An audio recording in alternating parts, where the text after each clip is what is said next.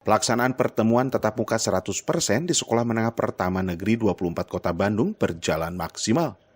Sekolah menerapkan pembiasaan untuk peserta didik agar dapat melaksanakan protokoler kesehatan dengan wajib mencuci tangan serta memakai masker tiap hari.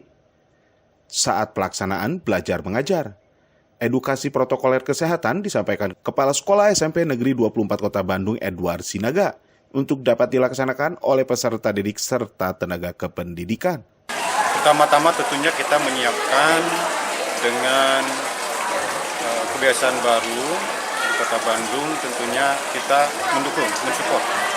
Yaitu dengan cara sekolah benar-benar mempersiapkan secara baik dan matang. Awal anak datang ke sekolah, mereka benar-benar sudah mempersiapkan diri dengan kelengkapan yang baik tentunya ya. Dari rumah sudah menggunakan masker, walaupun diantar sama orang tua itu lebih baik. Bila mereka menggunakan kendaraan umum tentunya tidak lepas bahwa sesampai di sekolah mereka akan disemprot semacam sanitizer agar terlindung dari bahaya COVID. Sampai di pintu sekolah kita sudah sediakan wastafel dan hand wash untuk dipakai anak-anak mencuci tangan.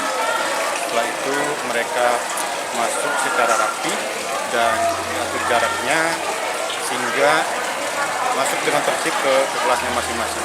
Nah, di dalam kelas pun kita sudah menyiapkan keperluan mereka. Di dalam juga ada semacam disinfektan. Jadi sebelum mereka duduk, mereka menyemprot dulu dengan cairan disinfektan di meja ataupun kursi masing-masing. Lalu di meja guru pun tersedia hand sanitizer. Bila merasa kurang yakin bisa gunakan kembali hand sanitizer.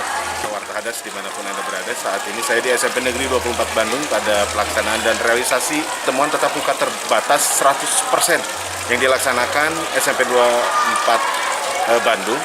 Pada realisasi dan pelaksanaannya mengikuti prokes ketat. Dalam hal ini siswa-siswi agar dapat melaksanakan pembiasaan baru, yaitu adaptasi kebiasaan baru yang dilaksanakan oleh sekolah terkait dengan kesehatan tentunya.